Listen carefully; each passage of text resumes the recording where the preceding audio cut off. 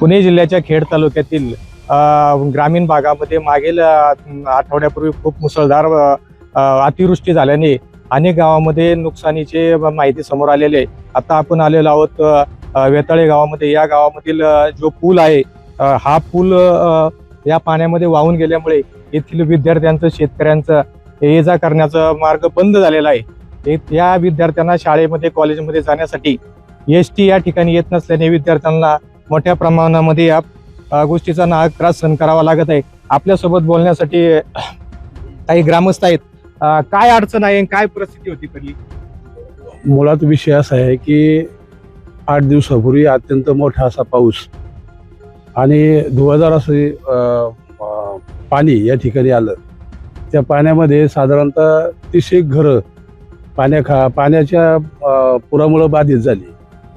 आता अति तातडीची मदत खरं तर शासनाने द्यायला तयारी दाखवली होती, परंतु आता शासनाची अति तातडी कधी होणार? आज 8 दिवस उलटून गेले तर लोकांना कुठली मदत नाही। आमच्या ग्रामस्थांनी माजी विद्यार्थी संघानं स्वतः लोकवर्गणीतून काही निधी जमा केला आणि त्यातून त्यांना जीवनावश्यक अशा वस्तू, अन्नधान्याचा पुरवठा ग्रामस्थांच्या माध्यमातून, माजी विद्यार्थी संघाच्या माध्यमातून केला। तर शेतीचंही भयंकर असं नुकसान झालेलं आहे। बरेचसे बांध वाहून गेलेले आहेत। त्यानंतर काही जे माती टाकण्यात आली सपाटीकरणासाठी, अख्खीच्या अख्खी माती, सपाटीकरणाची माती वाहून गेली, अक्षरशः खडक आहे काही शेतांमध्ये, अशी परिस्थिती आहे। आता पंचनामे चालू आहेत। सोमवारपर्यंत काहीतरी पंचनाम्यांचं त्यांनी मुदत दिली होती। आम्ही काल तहसीलदारांना भेटलो आणि ते मुदत वाढवण्यासंदर्भात त्यांना मागणी केली, त्यांनी ती मान्य केली। आता ते पंचनामे अजून चालू आहेत। विद्यार्थ्यांचे आता विषय निघाला, विद्यार्थ्यांचे आतोनात नुकसान होते। खरं तर इकडं आमच्या सिद्धेश्वर विद्यालयामध्ये कहू, कोयळी, साकुर्डी या भागातनं अनेक विद्यार्थी येतात। एसटीचा प्रवास आहे, एसटीच बंद आहे। 10 किलोमीटर इथं साकुर्डी आहे। साकुर्डीवरनं येणार कसे? एकतर इथं खूप मोठं वन आहे। वन असल्यामुळं वन्य प्राण्यांचाही धोका विद्यार्थ्यांना संभवतो। सगळ्याच पालकांना इथं विद्यार्थी आणणं शक्य नाही। तरी शासनाला आणि एसटी महामंडळाला प्रामुख्याने विनंती आहे, इथं खरं तर एसटी जाऊ शकते, फार मोठी वाहनं जाऊ येऊ शकतात, परंतु एसटी सेवेसाठी आहे समाजाच्या। आता इतर गैरसोयच केलेली एसटी महामंडळानं, मनमानी कारभारानं एसटीनं अडवणूक चालवलेली आहे। कृपया ही महामंडळानं अडवणूक थांबवावी, अन्यथा आम्ही आंदोलन करू, एवढंच या ठिकाणी सांगतो।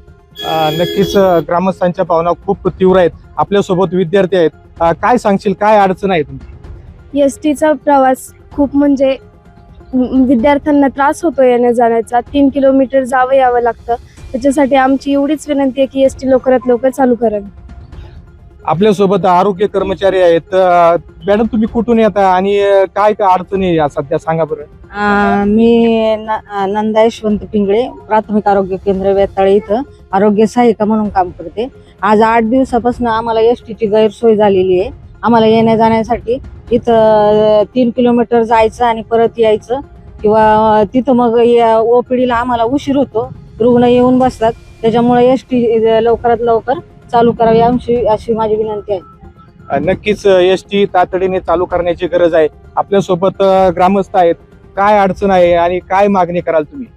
मी बाबाजी वाळुंज, या ढगफुटी सदृश्य पावसामुळे जो महापुराचा सामना आमच्या गावाला करावा लागला, आपण ज्या ठिकाणी उभे आहोत तो रस्ता गेल्या वर्षी मुख्यमंत्री ग्राम सडक योजनेतून झालेला आहे, परंतु तुम्ही त्याची दुर्दशा पाहताय। केवळ एका पुरामध्ये निकृष्ट काम केल्यामुळे हा रस्ता महापुरामध्ये वाहून गेला आणि त्याचंच कारण देऊन खरं तर एसटी महामंडळ या ठिकाणी आडमुठी भूमिका घेत आहे। आमच्या गावामध्ये एक 3 शाळा आहे, एक मराठी शाळा असेल, एक विद्यालय असेल, आणि त्या ठिकाणी बरेचसे विद्यार्थी लांबून शिक्षणासाठी येत आहेत, परंतु केवळ एसटी महामंडळाच्या आडमुठी भूमिकामुळे आज या ठिकाणी त्यांना येण्या जाण्यासाठी अतिशय परिस्थिती खडतर आहे। प्रशासनाला या माध्यमातून विनंती आहे की आपण आमच्या गावकऱ्यांचा असेल जो आक्रोश आहे, आमची जी भूमिका आहे, आपण त्याचा विचार करून लवकरात लवकर आपल्या माध्यमातून या ठिकाणी एसटी चालू होईल अशी मी या ठिकाणी आपल्याला विनंती करतो। नक्कीच पुलाचं कामही निकृष्ट झाल्याचा आरोप ग्रामस्थांनी केलेला आहे। एसटी तातडीने चालू करावी आणि विद्यार्थ्यांना सोयी होईल असं एसटी महामंडळाने याची दखल घ्यावी. LS मराठीसाठी चंद्रकांत मांडेकर, खेड, पुणे.